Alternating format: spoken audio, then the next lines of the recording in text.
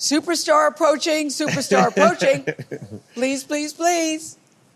You must have known I was coming because you could hear the horns, I'm certain, Da, da, da, right? da. Please, please let me please you. My intentions are good.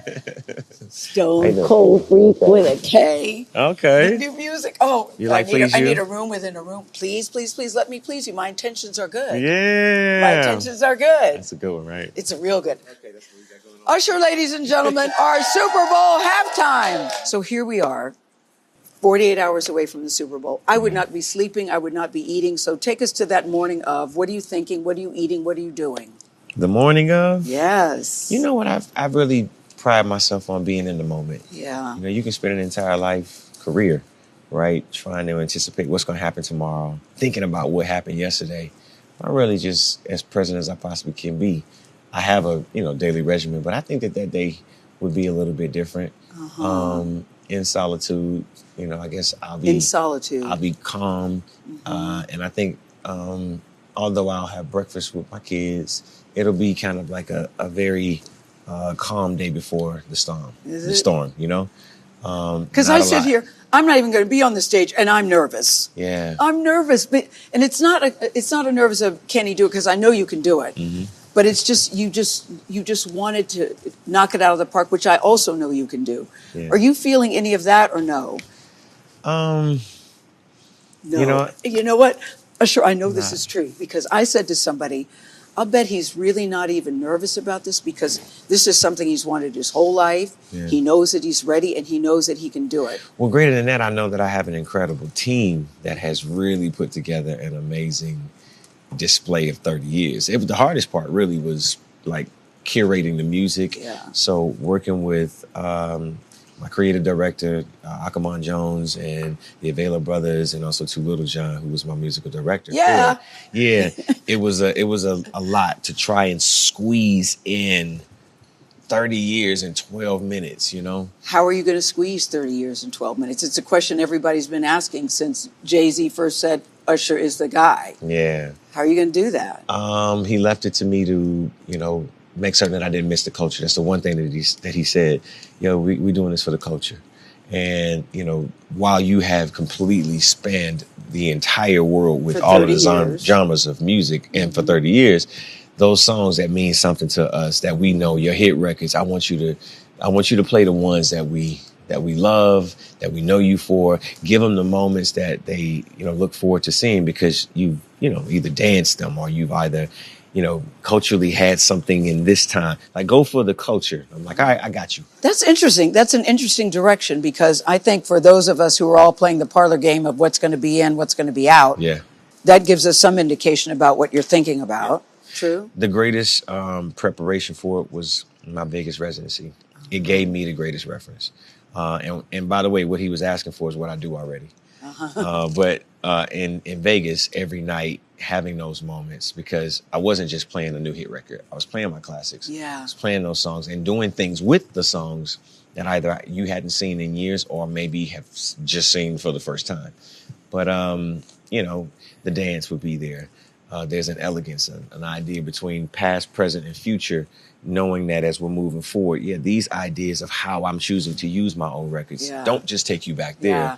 They bring you to a new idea. But skating, bringing culture from Atlanta to you're going to skate in the Super Bowl, Vegas. Right? Yeah, well, okay, I'm going to take that as I'm yes. skating. Don't tell me. Yeah. I knew that. Let's.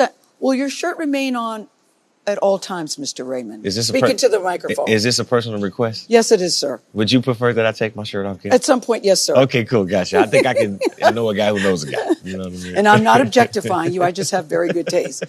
Part of the fun of the Vegas residency was there was always a serenade moment. Yeah. How will you, or can you serenade in a big stadium?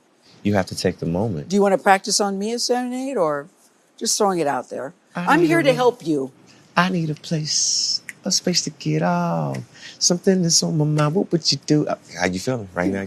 Are you feeling good? You got it. Keep going. No, but I was wondering how please let me, please you. Yeah. That's on the new record. That's it. I love that. I love it. And this is the thing, because some people don't realize, so you were on the Super Bowl stage. For many Super Bowl people, this is performers rather, for many Super Bowl performers, this is their first time on that stage. This is not your first time. You were there in 2011 with the Black Eyed Peas.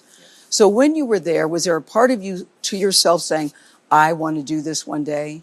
Yeah, of course. Was it? Yeah, I mean, it's a bucket list for every artist, right? And it can mean one of two things. Man, I've done something incredible enough to be given this honor to perform before hundreds of millions of people, or this is, the culminating, energy that says, you see me, you celebrate me, and I have done something amazing in this lifetime. For me, Vegas was like a restart, after all of the years of being an artist with, creativity, working along with record companies.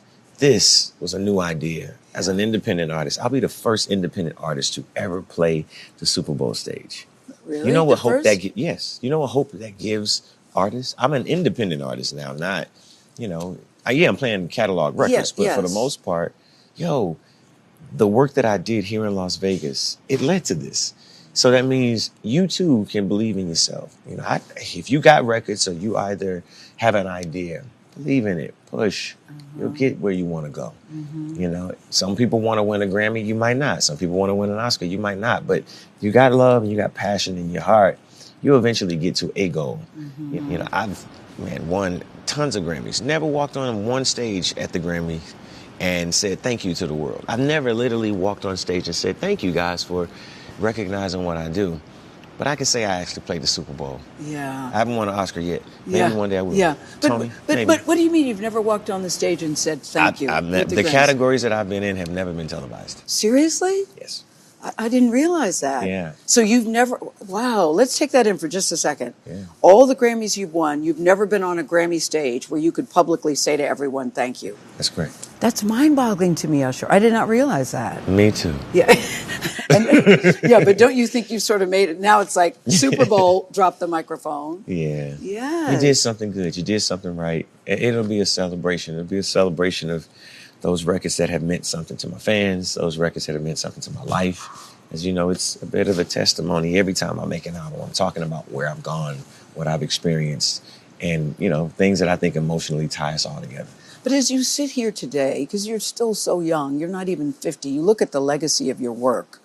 What does it mean to you when you sit back and look at all that you've accomplished? What does it mean to you as you sit here today about to take the Super Bowl stage? Believe in you, and no matter what, you may feel, because life is full of peaks and valleys, and whether you perceive a negative moment as something that was negative or made you better, Yeah. It is a process. But belief in yourself is the one thing that matters among all of the things that you could pick up as mantras in your life. And that's it. I think about my career in that way, that it's not about one highlight moment. It's not about one low moment. It's about the fact that I celebrated it. I shared it. I was collaborative with other people in sharing a message that I feel ties us together. Yeah. The music, I think that you have, I'm wondering whose opinion matters to you most, because you sit here, the father of four. I'm so happy you have a little girl. Gosh, is she beautiful. The Ruin video we get to see and hear, it's nice. Which is true. She ruined me for everybody. Did she? Yeah. Oh, I know. There's something about a little girl, isn't it? It makes you soft, like you've never been. Yeah. It's like we're having a tea party. Yes. Yes, I saw you. You even know how to hold a teacup. You have to. Yes. Yes. Yeah, we have high tea. I know, but I love that for you. But I know that I know what your children mean to you, and I know that you're older, you have the bigs and the littles, and I know the bigs are very vocal about your performance. Yeah. Who's in your head while you're taking this all in? Naveed. Naveed. You know what? My little. How old is he now? He's 15. Uh-huh. And, he's got his vision and version of what songs I should play. Yes. What dances I should do. And, it's a very interesting thing to become cool enough. Cool enough. Okay. To be cool enough to even be considered by your kids. Because at some point, you just kind of lose cool. Yeah. I'm cool to the littles right now. They're like, you get to skate. Oh, my God, we get to see today. By the way, my kids are out like a light by 7 o'clock. Uh-huh. 7 o'clock on the dot, they sleep. That's the new 7 o'clock on the dot. But it is nice that your kids think you're cool. It's cool that my little ones, and my bigs do too. You know, they might not admit it. But they do. But they are, they're supportive, but they do have a heavy opinion about what I should be doing. You should play this song. You should have this person come. You should have this guest. Why not do this dance? You should make the dances easy enough for the world to do it. Da, da, da, da. Like, man. Does their opinion matter? Absolutely. It does? It does. It does. Are you planning surprises? I know there's only so much you'll say to us. I know that. Yeah. I have some great surprises. It's going to be an amazing Super Bowl. It's going to be a celebration. I've spent the majority of my performances in this lifetime attempting to please and offer. This will be the one time that I get a chance to enjoy it. It's really about me enjoying it this time. And you being in the moment. Yes. I mean, you know, you said that for you, when it was first announced, you said, I want to make this the best Super Bowl performance ever. And you didn't say it with any arrogance or any cockiness. I could tell that that's just what it meant to you. Yeah. As a crescendo of what I've been able to do here in Las Vegas, you know, and the belief that came with me coming here, to have this be one of the most grand moments would be amazing. Viewership would be great. Yeah. But the effort and the time, if you've seen my show, you know, Yes. I spare no expense in making I've certain seen that you. my audience really, really enjoys themselves. I've done that. I've curated it a level up from my residency, obviously playing a stadium. But I get a chance to enjoy it this time. You know, there are some people that say Kansas City Chiefs, 49ers great. I'm watching for Usher, Usher, Usher. You know who wins the Super Bowl? Usher. Usher. What do you say when you know Usher, that baby. Yeah, what do you say when you know that there are many? What ring is this, by the way? This is my championship ring right here. Wow. So it's coming home from the album. Wow. Yeah, but check this out, right? So that's the Super Bowl. I know. 58. And then you open it up. Oh, wow. Yeah. That's gorgeous. So I got no skin in the game. It's San Francisco and the Kansas City Chiefs. Jackie Aish, my jeweler, she made this. But it's got my stage on there. Did you cry when you saw that? I did. I got it this morning. I'm serious. I just got it. You got it this morning? Yeah. So we're the first ones to see it. I feel like crying too. Yeah. But what does it mean when you know that some people are watching because they really want to see what you're going to do? There are many people like that. You know that. It's a celebration of our culture, a celebration of R&B, a celebration of a career, a 9-year-old who just believed. Yeah. You know, and I feel like that 9-year-old once again. I felt like that 9-year-old once again, just believing in this idea that we could get back to normal. Out of the pandemic, we came here. Yeah. And there was a promise that we would get back to normal the way we did before. But it was amazing and offered me something that I hadn't felt in a long time from my fans. But Usher, could you have dreamed this big? Seriously, at 9 years old. Yeah. At 9 years old. The thing, you can. You can. Yeah, you can. And for the 9-year-old out there who is speaking in this manner, that someday he or she can travel the world. He or she will have fans. He or she will sing on stages. He or she will be greeted and recognized by incredible interviewers and curators and artists. You can do whatever you want to do. Yeah. Just say you can. I do believe and that. Believe it. You just said it. Don't hope. Hope is not a plan. Hope is not a plan. I do. Belief is something that... The thing about real. your music is people say it's great music to break up to, it's great music to make love to, it's got beautiful love songs. Yeah.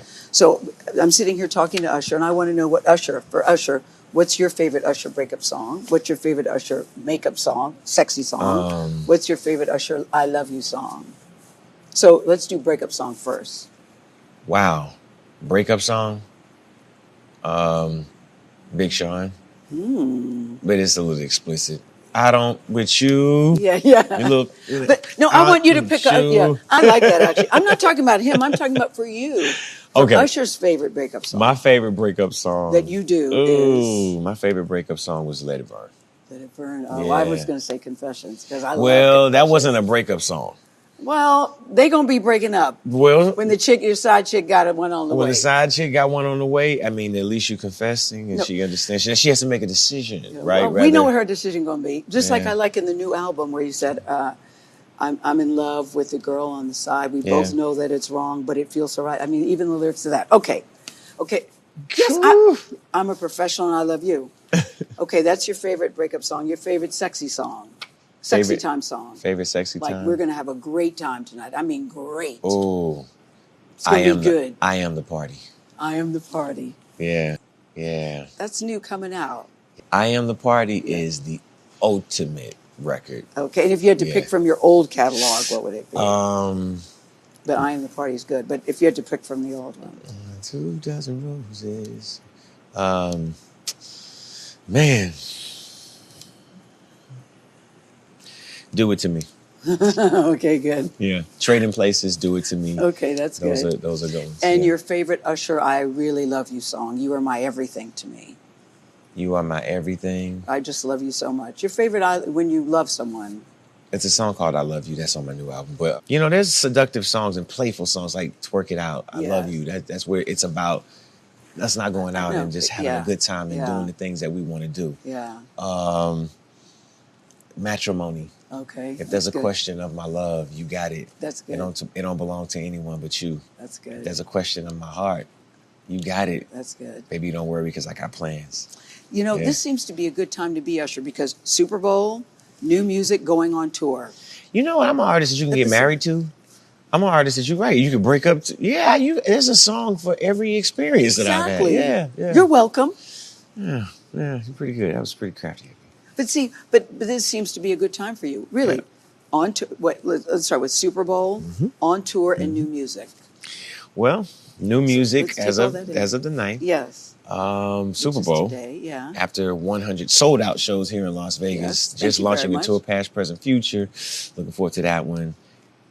It's selling very, very well. Get your tickets early. So many people hit me like, I'm like, hey, get your tickets right now. Don't wait till the last minute. But at this stage in your life, did you say I want to kick it up? Because you're doing a lot is the point I'm making. The point was to bring what energy we managed to conjure here in Las Vegas and now bring it to the rest of the world. Okay. A lot of new music, but this experience, I wanted to cover all bases. That's why I called it Past, Present, Future. And there's only a select few of artists who've had that long enough a career to be able to celebrate and also to still remain relevant in this time. Yes, relevant.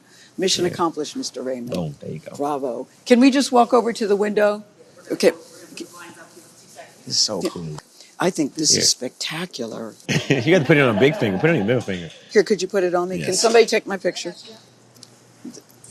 You don't have to get. Go ahead, get down on your knees. Go ahead. The answer is yes.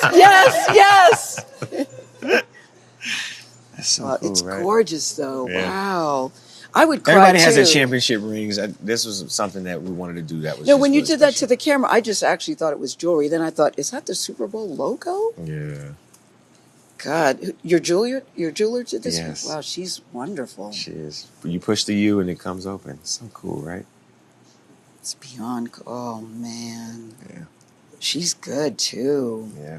That's the stage. I So know what it is. We just want to walk over to the window. Let's go.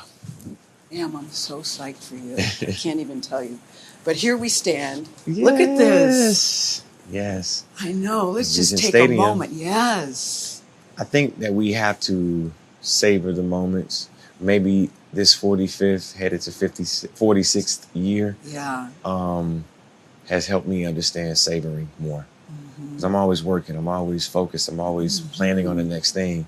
But this is a time where it's not about meeting the requirements this is just about enjoying the return, coming home and being like celebrating the homecoming of all of the work that I've done in my life. That right there is my belief. That right there is that 9-year-old who saw an audience before it was there. That is that 9-year-old that had belief that one day the time that he was putting into building a career could become the one that I have now. So. And if you had to say 3 words on how you want the audience to feel about your show or what you feel about the show, 3 words, what would that be to talk about your show? 3 words, past, present, future. That's right. Bravo. Bravo. I mean, your mom, your people must be over the moon. Yeah. And your children. Yeah. It's gonna be a celebration. It really is. But I'm gonna try my hardest not to cry, break down, and cry on the stage. Just one of those moments, really. But if you do, that's okay too. Yeah. I'm sort of thinking with the emotion that you have, how could you not? Yeah. Because the audience is so excited and so many people want this for you, you know? Yeah. They want it for you. So many people have prayed and been patient and supportive, and and also to contribute it. Like I didn't do this by myself. No, I know. Years and years of work, determination, and dedication is why I have this moment. But what we know, Usher, is that hard work doesn't scare you. And with this ring, I thee wed. Does it go here? No, here. There you go. Wow, it's spectacular. Thank you. I know you have a busy day. What are you going to be doing for the next couple of days? Preparation. Relaxing? Are you still rehearsing? Yeah, we're still rehearsing. We have one more rehersal. Inside where we do the everything building. with wardrobe and everything. Do you want to say initials of the surprise guest? No, Gayle, no. Nah, I'm going to keep you in suspense. I think so. From the moment it was announced, honestly, I just thought he's so at peace and so calm. Even though you said at first it was hard to believe when Jay made the call, but when you take it in, you were so... Zayn and I were talking about that the other night at Clive's party, that he's so ready. I believe in the idea of manifestation and affirmations, right? The moment that I heard, I'll tell you this now because I have it. The moment I heard that they were entertaining the Super Bowl coming to Vegas, I was like, I'm not leaving. I'm staying. I'm giving him no choice. Really? I'm giving Jay no choice. Like, you know what? I'm going to stay here until you see I am the only option for Las Vegas. Yes. Really? There's nobody else who could play. Hello. So I'm here. Did you extend your residency? Yeah. Did you? Yes. When you heard the Super Bowl was coming? Yes. But by the way, I knew, I was like, you know what? If I just stay here, it's going to happen. You really, truly believe that? I believed it. Wow. Yeah. Wow, look at God and look at you. Won't he do it? Yeah, won't he? Every time. Yeah, every time. Yeah. Could you manifest a nice guy for Gayle? You got any friends, any cousins? You're looking amazing these days. Thanks. Thanks. I definitely. But you were at such a good place in your life, both personally and professionally, because you've been through all sorts of stuff. But you're here in 2024.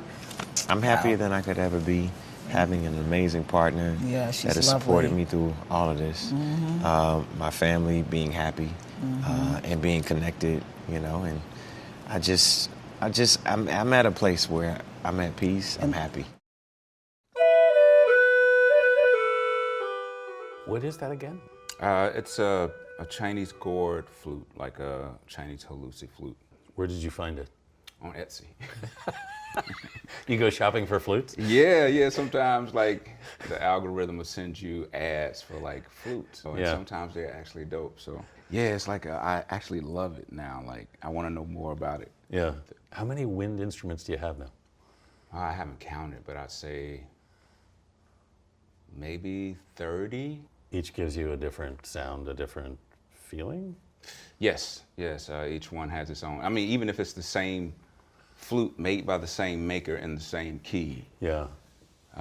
Each flute is its own kind of life, especially if it's wood, and most of them are wood. Yeah. They have this own life, like before I even grabbed it, but. Yeah. What attracted you to the instrument? The sound. Yeah. The sound. As soon as I heard it, I was not paying attention, and as soon as I heard the sound, my ears just kind of popped up. Yeah.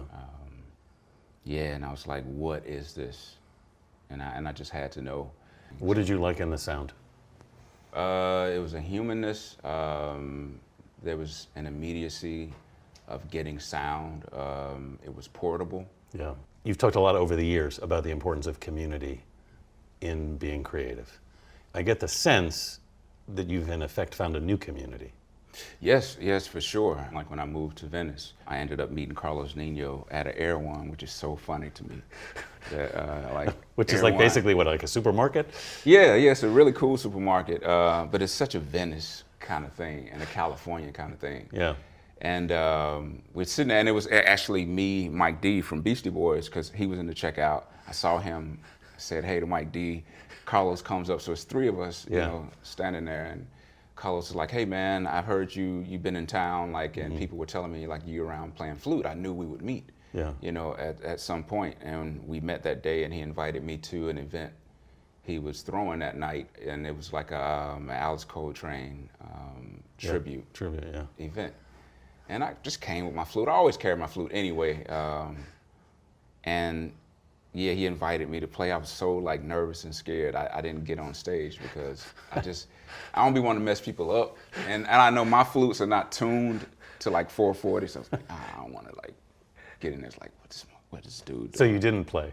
I did not play. I Yeah. brought my flute, but I met a lot of the people that ended up playing. Yeah. And then me and Carlos started hanging out. Carlos invited me into a world that they already built, that's been here for a long time. Yeah. I was just happy that they let me, invited me in, because it was kind of like, to me, the perfect family to be able to stretch out and just get to know your instrument. Like, I don't even know what notes I'm playing. So every move for me is new, which is kind of crazy, but it feels great to do it, because when you find things, you're like, oh, it's like a reward for searching. But you have a history of kind of finding your own way with instruments. Yeah, I think that's a hip hop thing, to be honest, because hip hop, you immediately, take something in and put it back out. Yeah. Even in our rehearsals now for New Blue Sun, I have to sit back and listen to what I did and try to interpret what I did. What's that like?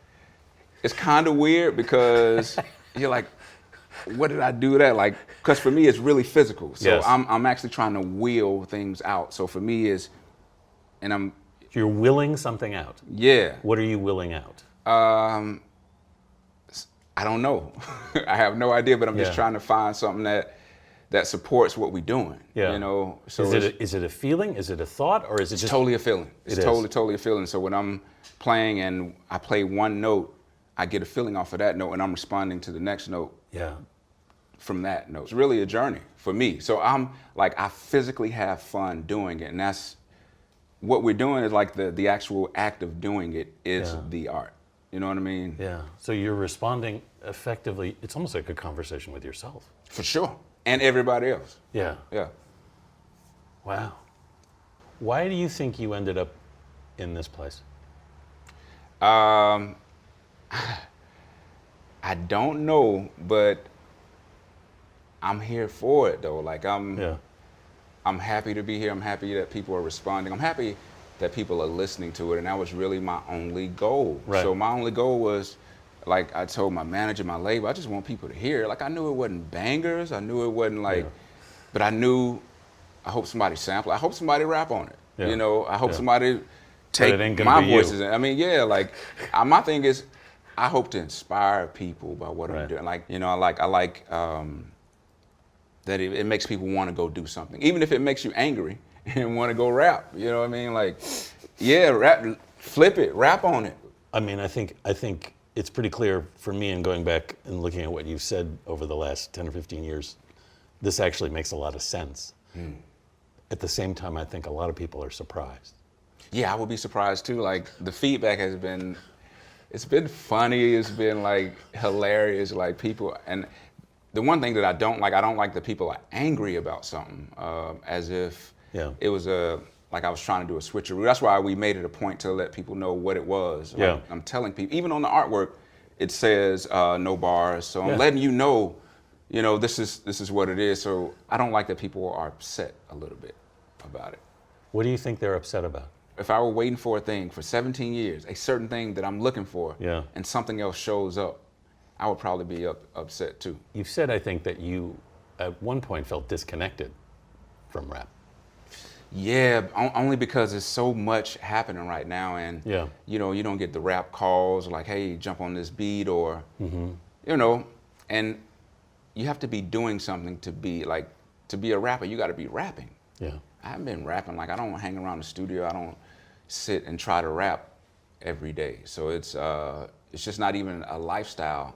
Like when I was younger, and that's all I did when I was younger, and especially like starting out ground zero at the dungeon, like we lived in the studio. Yeah. Like we woke up on the floor, got up, went downstairs, may not even brush your teeth yet, and started rapping. Yeah. It was kind of like, that's what you do, which I miss those times a lot, but it's like life changes, life moves on, and we've all explored. We all just keep going, Yeah. Well, I mean, I think if you're a creative person, you have to find new ways to create, right? Yes. New ways to keep yourself inspired and other people inspired. That's it. Do you see yourself as having a creative cycle? Yeah, I think you have seasons, just like anything else. Like sometimes I feel like really on it. Then sometimes I feel like horrible, like, nothing is happening. Then I'll get a surge, and then you're like praising, like, yeah, got a surge. And then you kind of feeling like the worst person in the world sometimes. But it's hard, like when you in that valley, ooh, it don't feel good. No. Yeah, you gotta, but you always know you're gonna climb up, you know, so. So are you telling yourself that while you're in the valley? Yeah, I am, but I'm not really listening, you know, because when you're in the valley, you don't want to hear that.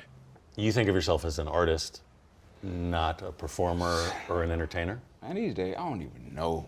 You don't? I don't know what you call it, you know. I'm a responder, you know. Yeah. I'm responding to things I'm doing. I'm responding to things that's coming to me. Sometimes I don't even know if I can deserve to be called an artist, you know. Like, I look at other artists, I'm like, whoa, these are artists, you know. So I don't know, man. I play flutes, but I'm not a flautist. Yeah. You know what I mean? Yeah. So I don't know. I'm just responding and trying to figure out the best way to display and give value to wherever I am right now. That's really what it's about. How can I give value to people around me? This is the 50th anniversary of the birth of hip hop. Yeah, 50 years, that's crazy. Yeah.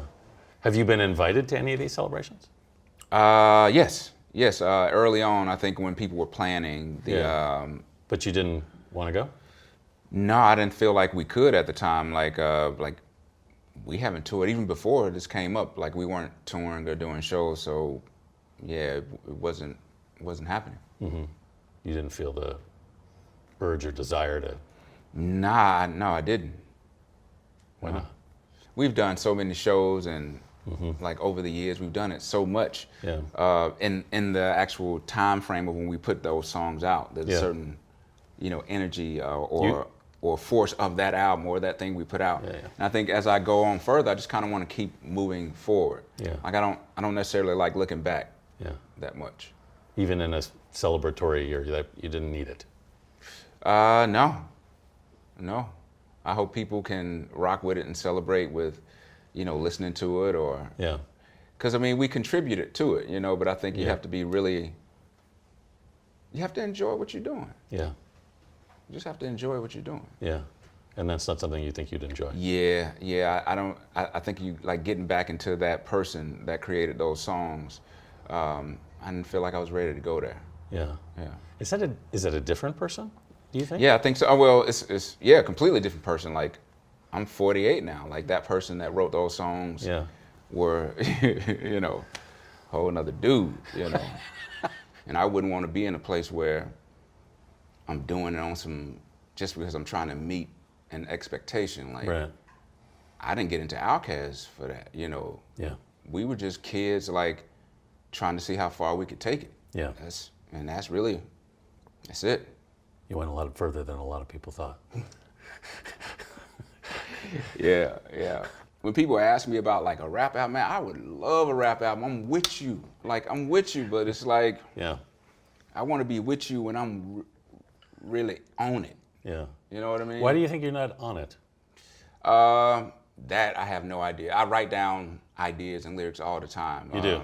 Maybe I got to find a new way to rap. If I don't feel like I'm doing something, it don't matter to me. When you say doing something, what do you mean exactly? Affecting something, moving something, saying some truth, revealing something, like destroying something. Like it gotta move a needle. Like our power came from exploring. It's what artists do. I mean, if they exhaust something and they need to go somewhere else. It's a good thing you said the word exhaust something. Maybe that's it. Maybe I exhausted a thing.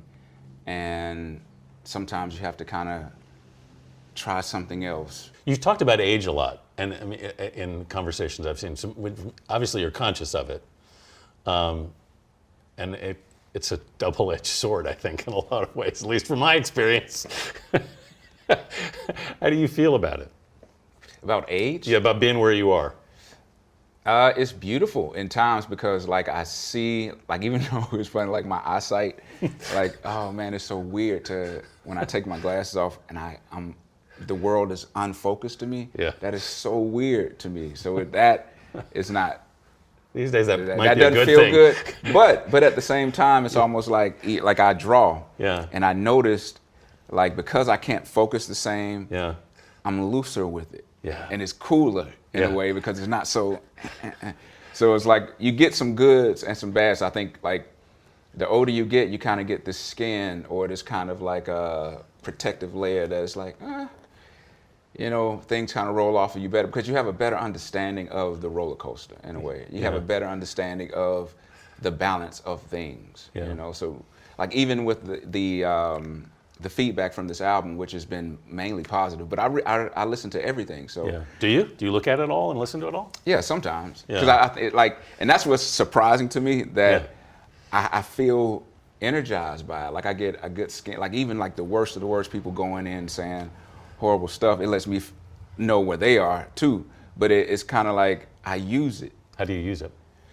Because I'm a person in the world, so it's like I'll take, okay, this is working, they enjoy this. Yeah. Or they hate this, this. But I'm trying to figure out like why do you hate it? Yeah. So that's my thing. Like usually that's their problem, it's like not yours. To me, it's an engineering problem. Like I'm trying to figure, okay, why this didn't work for you? You know? Only thing I want to let people know is like it wasn't a joke, you know, or you know, a trolling kind of thing. It was the opposite of a joke. Yeah, totally the opposite of a joke. Totally. You're learning how to make flutes now, right? Yeah, Guillermo, the guy that made these, Guillermo Martinez. I apprenticed with him, and he's showing me like the ins and outs of cutting them, carving them, making them, tuning them. Yeah. You enjoying that? I love it, like, because you're actually making something that somebody can, you know, be inspired to play. So are you gonna make your own flutes for yourself? Is that the idea? Yeah, for sure, and other people too. Yeah. What a cool thing to do. Yeah, it's really fun. Like when you're in the street, like you kind of get this kind of, when I'm playing, like a lot of kids, you know, come up and they're like, oh man, that's fire. Yeah. You know, just kind of playing and like they want to know more about it. So I definitely want to put more flutes in kids' hands. You become like a flute evangelist. Hey, if that's what it takes. It's just fun to play. I would imagine now it's hard to take a walk without one. It is. I mean, I've gotten so used to it. I kind of have a muscle memory of holding it. So when I don't have it, like I'm trying to find something to do with my hands, and I end up putting them in my pockets, you know, but because I'm used to kind of like fiddling around or. You also get to travel with your own soundtrack. Yes, exactly. Like when I'm walking with people, that's what they say, like, oh man, I feel like I'm in my own movie. Like, nice. You've talked a lot about social anxiety and what you've dealt with on that front. I imagine for someone with social anxiety, fame can be particularly challenging. Yeah, but I think about it like it's like the biggest laugh, biggest joke, you know. Yeah. Like it's almost like something saying, oh, well, you got to deal with this. Yeah. You know what I mean? Like, so, you know, you take it. You kind of take what's given and try to make it as beautiful as possible. Yeah. Because it's very scary, man. It's very scary to be me. It is? It's very scary, man, because you don't know what's coming. And not even that, you got a whole 30 years of music ahead of it, you know, so people are judging you, of course, which they should. I think the audience is important, but I don't think catering to an audience is important at all. Yeah. If it's scary to be you, how do you deal with that fear? I don't have a choice. You just keep making things you enjoy. You can only kind of like counter it with doing stuff you enjoy. Yeah. And that's kind of like the perfect place to be, you know? You and Big Boy are still close? Oh yeah, for sure. Has he ever come at you and said, can we do this again? No, to be honest, no.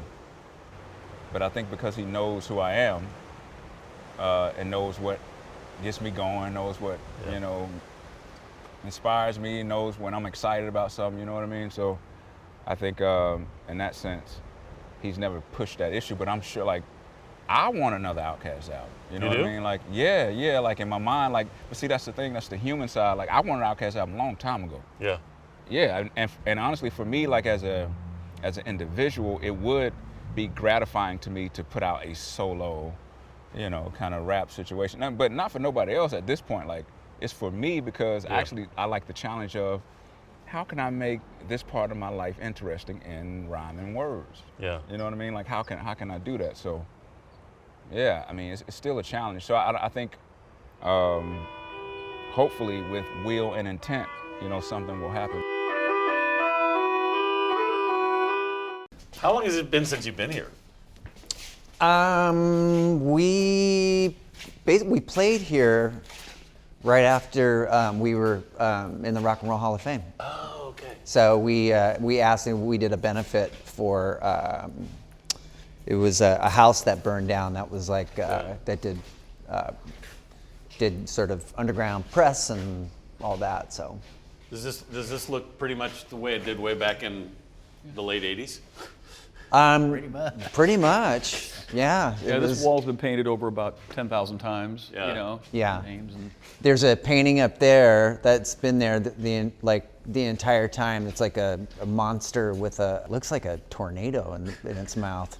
But that's been there. The basketball court's always been there. Has your original name been there for? We painted that there when we did a demo here in '88. Wow. Yeah. So, yeah. So the vibe is pretty much the same. Yeah, I mean, it's young people putting it all volunteer, keeping the place open. It's been open for 30 plus years now. What was it? When did you first play here? We played here, I think it was like October 1988 was the first time we played here. Yeah. Yeah. Wow. So like a year after it opened. Pretty much, yeah. And what we started coming to shows here. Trey played here with his band. It's like the third show or something. Really? Yeah. Yeah. Yeah, when he was in the Lookouts. I was So. like this tall. and amazing, Yeah. amazing people have like Played here. come here as kids. Well, Yeah. not just come here, but like we've had they've like musicians, artists, filmmakers, you name it, that have gone on to do amazing things. We're part of this community, so it's just really cool to have a place like this in any community that can teach people or let a space for where kids can figure out how to do things themselves. Yeah. What did it mean for you guys to play here back then? Like playing Mecca. Yeah. Yeah, You this know. might as well have been playing Shea Stadium. Yeah. It's like You were actually like banned here from here for a while, though, right? Yeah, we couldn't play anymore because we signed to a major label, Yeah. and there's this kind of a rule of no major label bands. Everything's got to be Yeah. indie, DIY. Yeah. Did that feel kind of weird? Yeah, it was heartbreaking.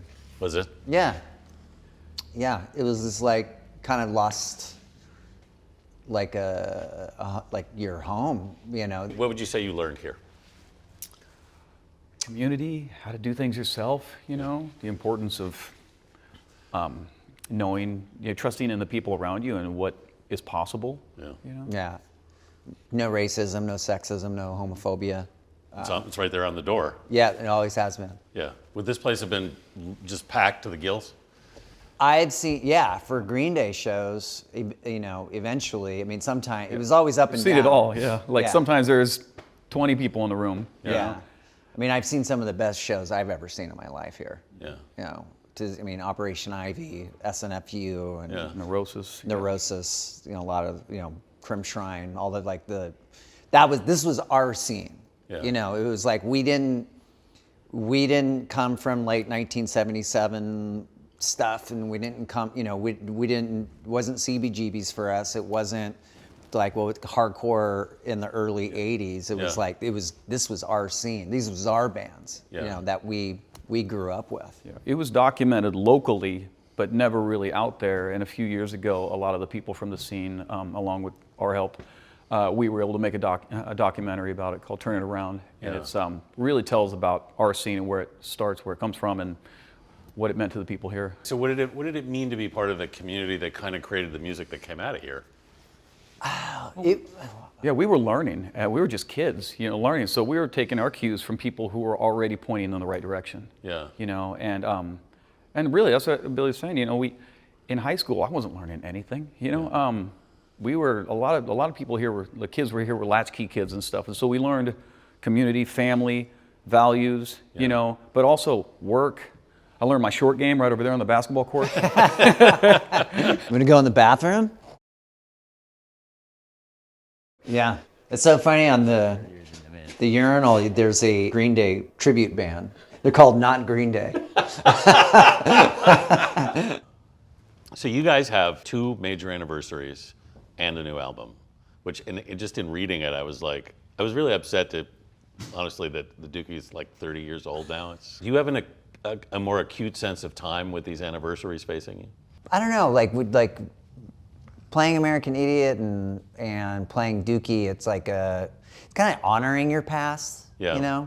But yeah, sometimes my memories can be pretty vivid. Obviously going through Gilman Street and then making Dookie, being on tour, and then 10 years later, it's American Idiot, But I think it's like we've just been able to always be making music for so long, it just kind of keeps, it's just a constant journal and journey.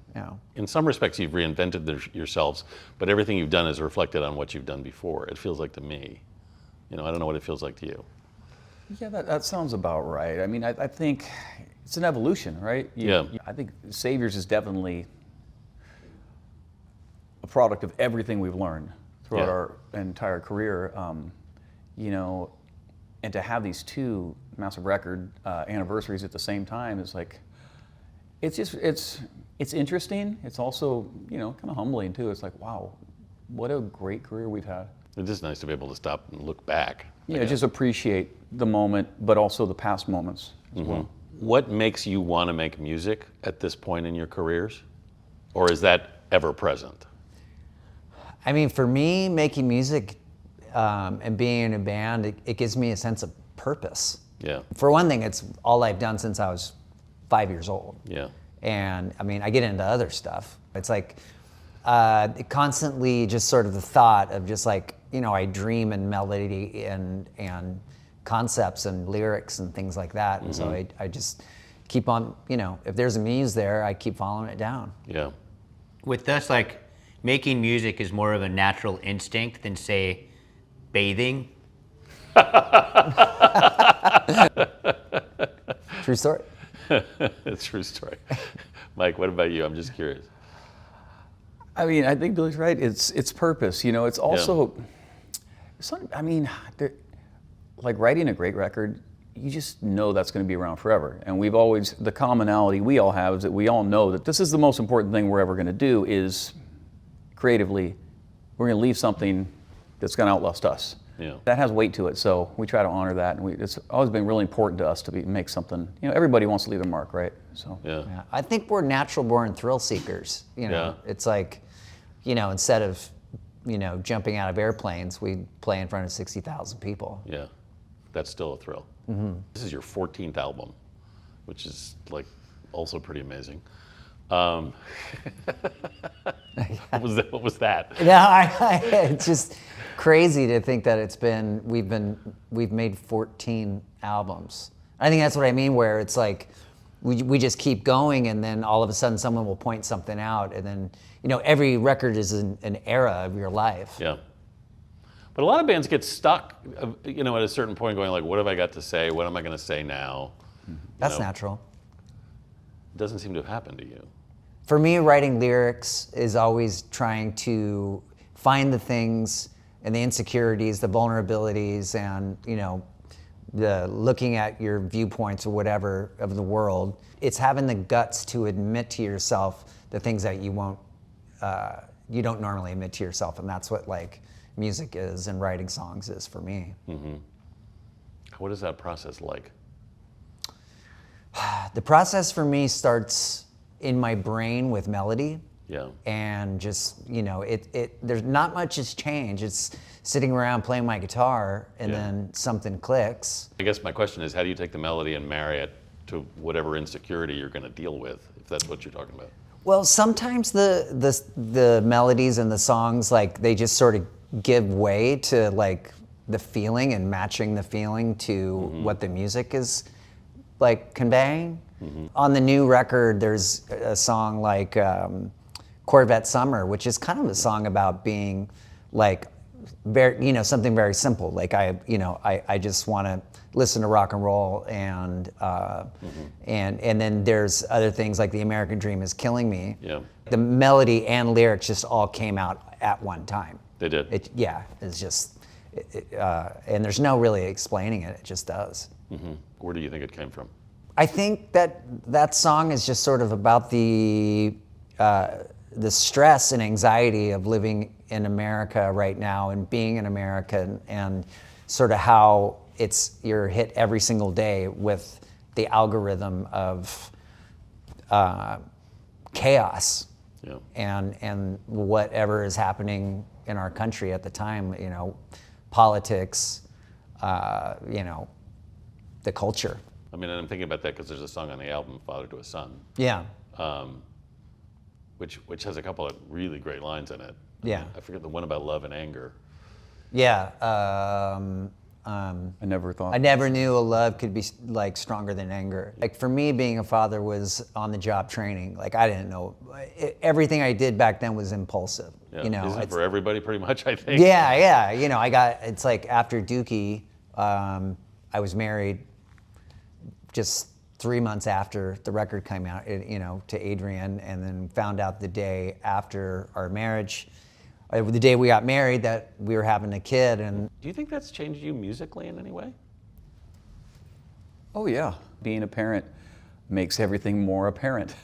You know. Yeah, well, I mean, for us being in a band and stuff like that, like sleep deprivation, we were already used to, so that part of parenting wasn't that bad. But where parenting helps probably is you get that dad strength, you know, of just carrying kids and strollers and all the crap that comes with the children, and you get this extra layer of beef.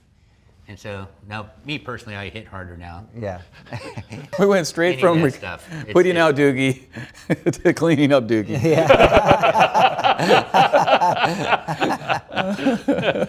For the anniversary of Doogie, did you go back and listen to sort of the original demos?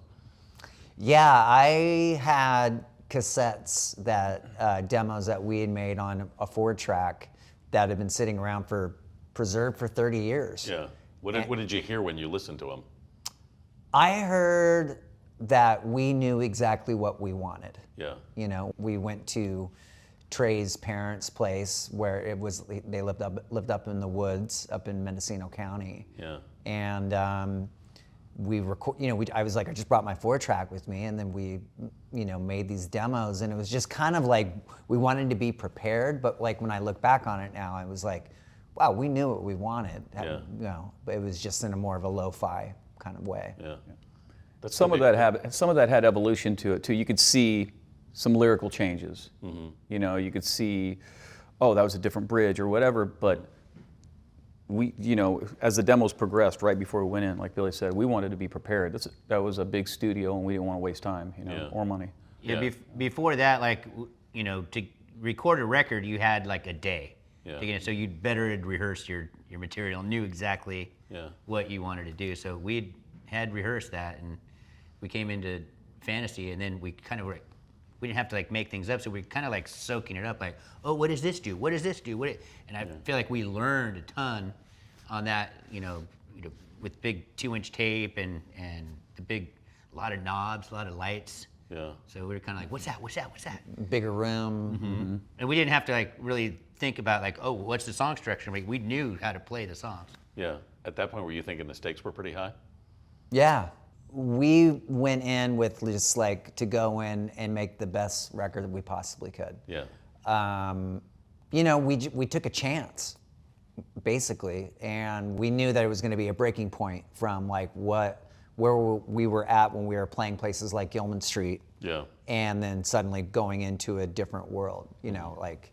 What was the world you were going into? I mean, the way you saw it. I saw it as going into the possibility of going into the mainstream, and which we've always flown under the radar. And we were a part of a network of people booking shows in VFW halls and backyards and garages all throughout the country, and we could play, you know, anywhere from 200 to 500 people. Yeah. But nobody knew that, like in the mainstream. It wasn't like Spin Magazine was covering us or anything like that. Yeah. So when we came out, we had a pretty big following already. Yeah. So it kind of took a lot of people off guard. We were like, who are these guys? You know?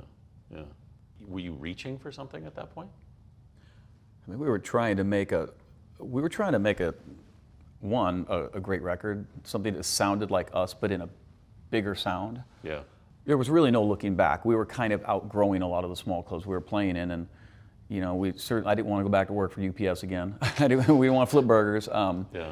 So we wanted to look forward and do what we basically at that point felt like we were put on this earth to do. Mm-hmm. I wanted to hear us on the radio. Yeah. What did it feel like? It felt like I wanted to keep hearing us on the radio. As soon as it was over, it's like, okay. well, now what? I want to hear it again. Like, Yeah. it's you know, it's like crack. Yeah. Rob Cavallo, you know, producing Dookie, is like he had done this band called the Muffs. He had knew how to make great guitar sounds and stuff and bigger sounds. I just remember really wanting to hear our band, like our songs, sound that big. Yeah. You know, because it always been kind of lo-fi before, because we just couldn't afford to, you know, record in a big studio or a nicer. Yeah. Our first record cost $700 to make. Really? Yeah. On Lookout Records, yeah. Yeah. Rob did he did American Idiot too, right? Yeah. Yeah. Yeah. He's done a lot of records with us. Yeah. So it's like he's done all three of these. Yeah. Saviors. Yeah. Yeah, we definitely have chemistry with Rob. Yeah. He is a student of music, and he's just a lover of music, and he's a very, very vast knowledge of recording and the music history, everything else, and that's something we all share a love for. Yeah. And he's an expert on us, Yeah. which is, Is that a good Saying thing or a bad? something. Is that a good thing or a bad thing? you have to ask him. Yeah. Well, it's great because he knows how to get the best performances out of us. Yeah. You know, we can take off the producer hat ourselves, and and just let him drive. It was 10 years later with that album, but the stakes were pretty high for you guys again, because I mean, some folks thought you guys were past your prime. They were wrong. You make records, and sometimes it's like the metrics of what people think is success it's so strange, because as soon as you sell like 10 million records, you know, with Dookie, anything less than that is looked at sort of not being successful. Yeah. So people kind of, you know, thought that like maybe we were over our prime. We wanted to make our, you know, Tommy. We wanted to make our Ziggy Stardust. We wanted to make our Sgt. Pepper's. A lot of bands feel that way. We felt that way from the very beginning. And that was our opportunity when it came to Idiot, that we were like, okay, now's the time. Yeah. Well, like when Insomniac came out, I remember some interviews like, so are you guys disappointed that it's only 4 times platinum? And it's like, yeah, what a drag. Yeah. I don't find a lot of artists necessarily measure their albums that way. Do you guys? I mean, against each other? Do you do that? I think they sort of all work together, really. Yeah. Like, I don't think that there's one record that reacts against another record. They all sort of are ingredients to, you know, what we've got going now, which I think is a pretty tasty treat. How would you say you got here to this album? It's strange. First, I just wanted to make like a punk record that was more like, you know, songs like Look Mono Brains, Coma City, Living in the 20s. Now I want to make something that sounds more stadium, something big, like Goodnight Adeline, and Saviors, and American Dream is Killing Me. By the time we got together and we were like, you know, we're like, well, we have like 16, 17 songs. I think it's time to go in the studio. And I was like, really? Okay, let's go. And by that time, it was like, we were like, and then I was like, oh, now I know. This thing is like pulled everything together, like what Mike was saying about the knowledge that we had accrued through the years. And Oh, I see what you're saying. You're saying that you realized that this album was kind of pulling everything you'd done together. Yeah, it just happened to be that it landed cohesive with this. We try, you know, whatever we're writing, we're trying to write the best version of that we ever can, or that we can, and you know, so you're kind of getting a little bit of everything that we've ever done in this, but I think you're getting it at the highest quality that we've ever done it. You know? There's a song on this called Dilemma, which I love. It may be my favorite song on the record. But oh, thanks. I think I read that you said that it's some of the most personal writing you've done. Yeah, I mean, the first line of Dilemma is, welcome to my problems, it's not an invitation. Yeah. It sort of kind of works in two ways, where it's like, it's very personal when it comes to like talking about sobriety and falling off the wagon, coming back on, you know, and then but it works in another way where it's like, the people that are actually partiers in the crowd are like, I was sober, now I'm drunk again. You know, you know, and I'm like, oh, you know, so it's, it's kind of, the way that it works is just I don't know. I love that song. It's one of my favorites on the record. What took you to that subject? It kind of the same thing as American Dream, where it just all happened right at once. As the melody hit, the lyric hit. Yeah. And then, I make voice notes of like different melodies on my, that I put on my phone. Right. And then, and it just, that happened. It write itself in like 20 minutes. You mentioned melodies in dreams. How often does that happen? I wouldn't say dreams, I'd say more like daydreams. Okay. Yeah. Yeah. So they just stuff just floats into your head. Yeah. Yeah. And we see it happen to him. Do you? Yeah, we'll be like hanging out, just hanging and make conversation, and then, oh, you don't know what I'm saying right now. You're writing a song, aren't you? He's like, and then he'll go, what? Yeah, it's like, no, keep doing that. We put the sign on him and says he'll be back in a half an hour. You played American Idiot New Year's Eve. You changed the lyrics, which, as you know, seem to upset some people. Mm-hmm. I've been saying MAGA agenda since 2016. And then, and it said MAGA agenda. One word. Yeah. It wasn't even a word, it was a hyphen. Yeah. And then everybody picked up on it. Yeah. So but I'm proud of what I said, and I stand behind it 1,000%. Yeah. What do you make of that?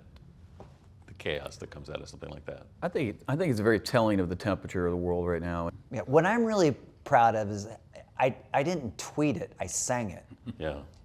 That's like, it's easy to go up and like tweet something at the top of your head, and it's like, for me, saying it comes more from the heart. It goes to show you that music is powerful and can be dangerous and can tip the needle. That's still the power of music, isn't it?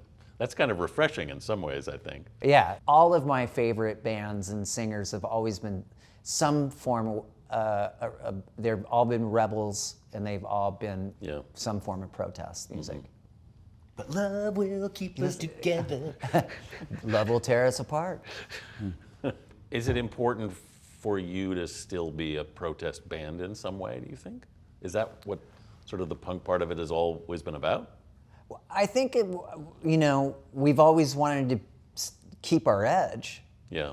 I think that's why we work so hard and have the patience and to wait for those inspired moments where it feels like it's like a new idea. It's a fresh idea. Yeah. It's not something that is like I said, this record, I feel like for Saviors is years in the making, because there was a much bigger story that needed to be told about where America was heading from after Obama. Yeah. Through the Trump era, and sort of the divisiveness that was coming through in America. Yeah. From the right and the left, a lot of just like, it's just like people just shouting. So I think it's just watching the world evolve or devolve and write the lyrics. You're going out on tour. Yeah, we're doing the Saviors tour, and we're going to be playing Dookie in its entirety and American Idiot in its entirety. It's just so wild to have those two records to be exactly 10 years apart. Yeah. I don't think anybody has ever had those kinds of records that come, at that particular time. And I think it's a once in a lifetime opportunity to come see those two records. We don't know if we're ever going to do them again. I think it's going to be some really special shows. We're obviously going to throw some other things in there too. We've got a new album, and so it's kind of a trifecta moment. It's really neat to see these three albums come together and be able to go up there and just celebrate our past. We never really looked back a whole lot, or too far forward. We just kind of stayed in the moment. But this is I want to savor this moment. Yeah. I think we all can. I want to savior this moment. I knew that was coming. And here's your dad joke. Only on CBS Mornings, Jelly Roll joins us now, and I have to say, Jelly Roll was early. Yes. He wasn't late, he was early. Congratulations to you, Jason. You get a chance to get with Gayle King, you don't show up on time, you show up early, No, Gayle. this is how I feel about you. When I asked you to come over a month ago, I was asking because I was so smitten with you. I wasn't asking because I thought you were going to clean up last night, but you cleaned up last night. Let's go! And this is the thing about you. You always seem surprised every time you win. Yes, Help I'm me still understand surprised that. I'm here. I'm surprised I'm on CBS Mornings right now. It's crazy. I'm capable of Texas. The band was behind me. This is all just still, none of this is settled on me. I am the None of most it? average guy ever. I could have been your cousin. I'm that just down the middle, you know? No, but this is the thing. After you won your second award, I saw you backstage, and your hand was literally shaking. I was shaking, Where do yeah. those nerves come from? What is happening in that moment for you? Man, the electricity of that crowd. Yes. Feeling them and being able to give a speech and being able to try to talk directly and pour into somebody's living room. That just fires me up in a way, man. I think it's God. But what did it mean to you? Because last year when you came last year, people didn't really know you. And now this year, you walk in the room and it explodes. What does the difference in the year mean to you? How you feel about last night, a year ago, and how you feel about it today? What was that like? The first award I won last night was for the performance of the year from the previous year when I sung Need a Favor for the first time on a national stage. And I was just overwhelmed with emotions taking that walk, Gayle. I started crying because I thought about the whole year, because from that moment, I went on to be nominated for 2 Grammys. I went on to win CMA New Artist of the Year, multiple People Choice Awards, People Choice Country, regular People Choice. Just an unreal year. And I just thought, man, it's amazing what God can do in a year. Yes. You know, I just kept thinking about him and just how what he did for me in the last year has been nothing short of remarkable. Well, I think about you and Bunny in particular. Bunny, your wife, who was with you last night, she said this about you in a recent interview. You're a game changer, Papa. You were sent here to destroy stereotypes and blaze a trail for the have-nots. And I say that because, Shelley, when you look at your appearance, it's the type of thing that either I'm going to lock the car door or I'm going to move across the side of the street. I mean, it's a perfect example of never judge a book by its cover. Yes, ma'am. Yes, ma'am. I think that's cool. I think that's the coolest part. As I said before, I think God will use his least likely messenger with the biggest message. Yeah. And that's kind of what I'm here to do, man. You know, it's Noah had no idea how to build an ark. Yes. You know, he had no backing in boating. He had no history of fishing. Nothing about him was supposed to be the guy that built the ark. Yeah, but now you are the guy that's building I'm trying to build the ark, And you Gayle. seem though to take that very, very seriously. I mean, last night there's a song on your album. I love your album, but there's a song on the album that says, "All my friends are behind bars," and Yes. talking about prison bars. You made a point, and we played the clip of shouting out people in juvenile detention centers. Why was that important to you? I think about those kids all the time. I was blessed to go speak to the kids here at Austin, so they were fresh on my mind, and I was thinking about the kids back home in Davidson County, and I just wanted to know that you can really overcome this, that this is just a moment of your life, and who you were isn't who you are, and that you can change at any given moment, and that change is around the corner for all of us. I truly believe that. I epitomize it as much as I can. You really do. I'm always fascinated by the tattoos on your face. Do you regret your tattoos today or no? Yeah, I regret a lot of them, Gayle. But they all mean something. Yes, ma'am. But word to the wise, the way you think at 30 ain't how you think at 18 before you go tattoo your whole body. I get that. The other thing that I'm fascinated by is the relationship that you and Lainey Wilson seem to have.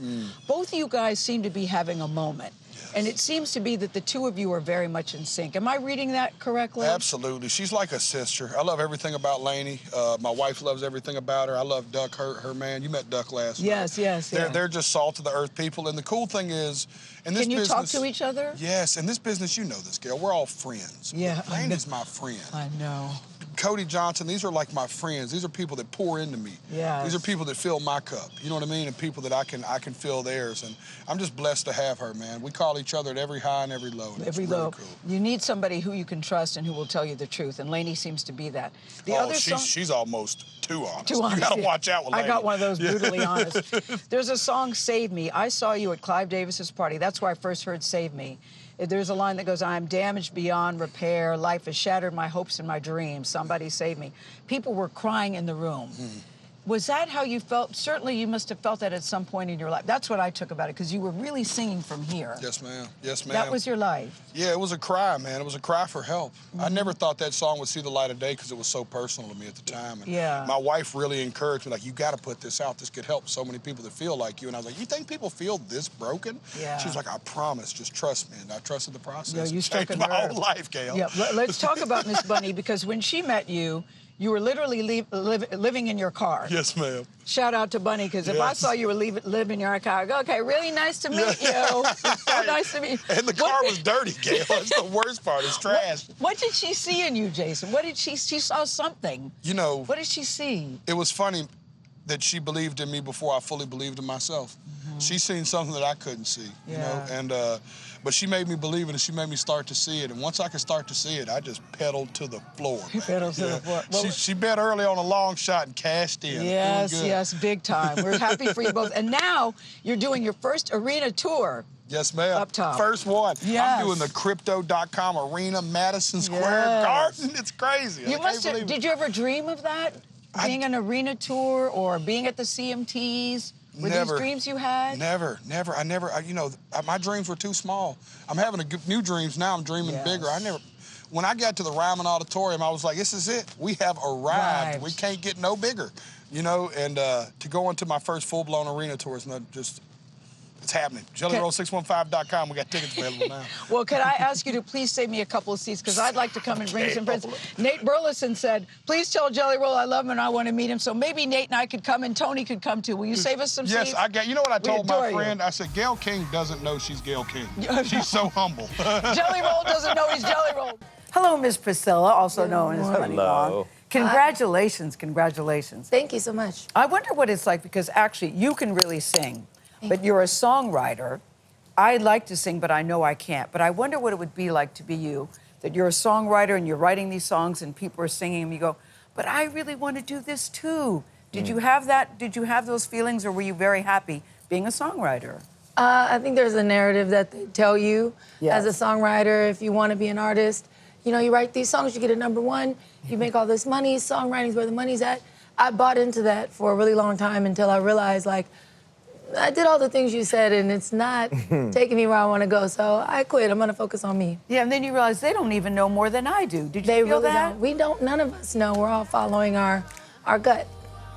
But now this song is huge. What is this moment? Do you feel that it's a moment? Yeah, huge is an understatement. You're right. You were right. I love the song. I love it. You know, what does this moment mean for you? It's like the lyric says. It's very corny to say, but this moment is surreal. It's like I scroll on Instagram, TikTok, and all these places, and I'm seeing it, I'm hearing it, and I'm wondering, like, is this just my algorithm, or is it really that big? And then it's really that big. In Target, and a car will drive past and be playing it, and that's how I know, like, people are really using it. Gosh, what is that like when you're just going about your day? You're in a store, you're in a car. It's everywhere. And you hear you. What is that like? It never gets old. No. It never gets old. I'm always like, is that my phone? Like, oh no, they're actually playing. That's not my phone, that's my song. Yes. You know, Gayle talked about your journey and kind of realizing the moment where you wanted to take that leap. But I'm sure through the roller coaster ride, there were times where you wanted to get off and say, all right, I'm gonna just go pursue something else, because this industry is not showing me the love that I show it. Did you get close to walking away? And how did you refrain from making that decision? I think when you're doing anything that's like outside of the box and you're living in like the outlier space, yeah, of course you're like, this is too hard. I want to do something else, but then I would be like, girl, what you gonna do? Like, what else are you going to do? Yes. I've always known that I wanted to do something on the stage in the performance art space, and so I'm glad I didn't give up. And if you listen to anybody who's super successful, that's a kind of like everybody goes through pattern. That, right? That's a fact. Don't quit. Never give up. So for people hearing you for the first time, meeting you for the first time, Muni Long, the name, you say it like money, but it's spelled differently. Where does it come from? I was doing some research, so like I'm really into like frequency and self-help teachings, and I was researching like meditation, came across a story about an ancient sage named Muni, spelled with the 2 accents over the U. And I showed it to somebody I was talking to at the time. They were like, you should pronounce it money. And I thought it was really cool. I Googled it, and the name didn't exist anywhere. Yeah. So I took it. It is really You cool. also, listen, I love the title of the album, Revenge. You say that it's really one big diary entry. And last month, I was really sorry to hear you announce the separation from your husband of 9 years. I've been through that. I know what that's like. It's never good, even when you know it's the right decision. Do you find writing about it helps you along the way to be, because your lyrics, you were very vulnerable in your lyrics on this album, Was I it think tough or was it helpful? personally, it helps me process like what I'm going through, because when you don't share, you sort of normalize things that are not okay. And so like saying it out loud and putting it on the songs, I think people are like, oh my God, like, can't believe this is what you went through. Is this really your story? On a Or your personal, story could say, some people would look at it and say, your story is my story. Exactly. But then like in the bigger scheme of things, it might make things difficult relationally just because, you don't want your business in the street, so to speak. Yeah. Yeah. I get it. Using music as therapy can be very vulnerable, but you are transparent. And you've been open about your battle with lupus. And you say eliminating stress, it has helped you feel better. Absolutely. How do you eliminate stress? Because baby, we all trying to eliminate some stress. So we're taking notes right now. My no is my no. I don't feel guilty. If I want to sleep, I sleep. I like just that. quit putting pressure on myself to be perfect and to like try to make everybody happy. Reformed people pleaser here. Yes. I just do what feels good, like literally. If it makes me cringe, even in the slightest, I just don't do it. I like what you said, my no is my no, because I learned a long time to go away. It took me a minute to get it, but no is a complete sentence. You don't have to offer any explanation, Ooh, and I that like it's that, just yeah. done. So tonight's the night, what are you wearing? And then we gotta go. I have What are a you wearing? custom Savage Fenty look from Rihanna. I'm thinking this is the first time they've ever dressed anyone other than Rhi on a carpet, so I'm really excited about that. It's gonna be like really pretty aubergine color. All right. Oh, well, Super we can't excited. wait. You're gonna So kill happy it. for you. Cheering you on No tonight. doubt. Yeah, Money thank Long, we you. appreciate Congrats. you. Thank you. The Coco Complected Queen is here to join us this morning. How you doing? I'm good. How are you? I'm good. So Didn't you like that introduction? Yeah, that was I like that, Nate. Somebody record that. congratulations on the 5 Grammy nominations. Thank you. How did you react when you heard the news?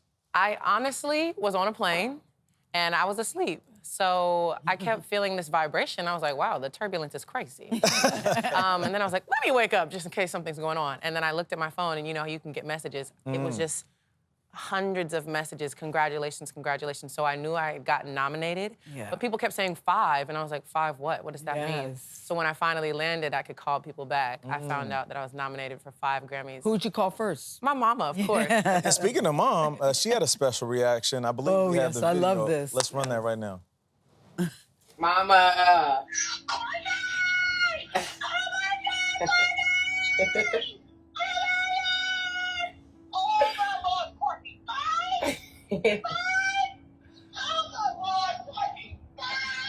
I know. That's what a mama does. So what does it mean to have her in your life personally and professionally?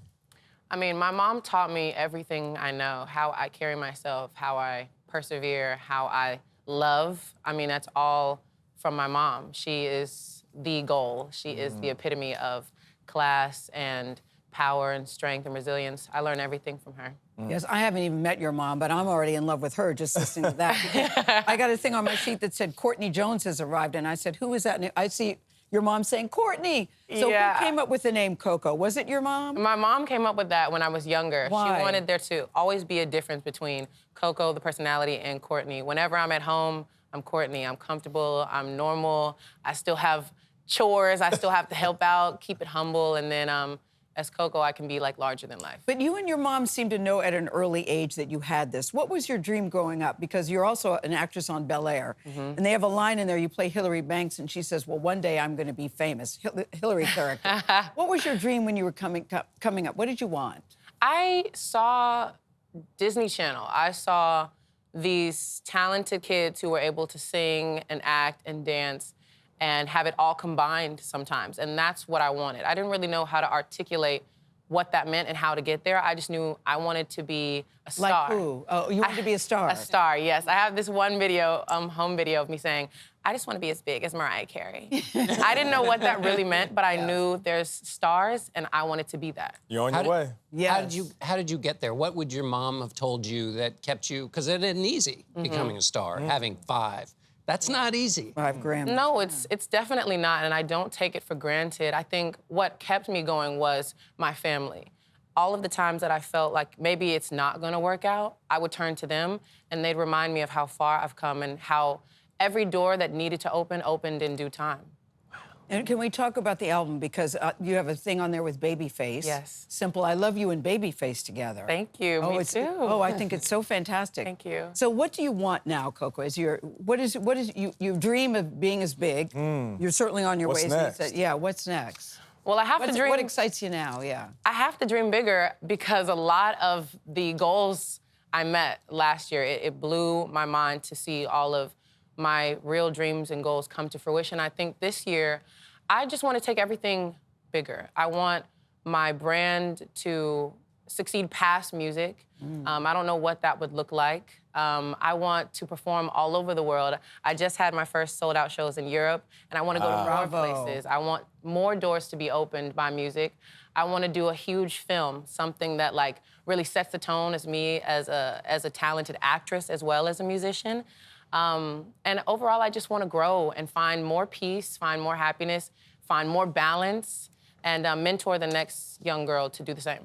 Yeah, I love what you feel about brown-skinned girls. You talked about colorism at an early age for yourself, and that's also a message you're sending. Yes, I think it's important to speak up and be vulnerable because pretending doesn't inspire and it doesn't uplift. And if I have this platform and I can't inspire and uplift the next girl, then did I really only do that for myself? That's And your just message not is right. what, as we say goodbye? Your message is what? My message is whatever you're believing for, that's what you can have. The moment you think you can't have something, that's when you can't. But the restrictions that you hold in your own mind are the only that will hold any weight. Coco, we appreciate you. Yes, Thank you cheering so you much. on, Keep Coco killing it. Keep Jones. doing Thank your you. thing. See you at the can watch Grammys. the 66 Yes. and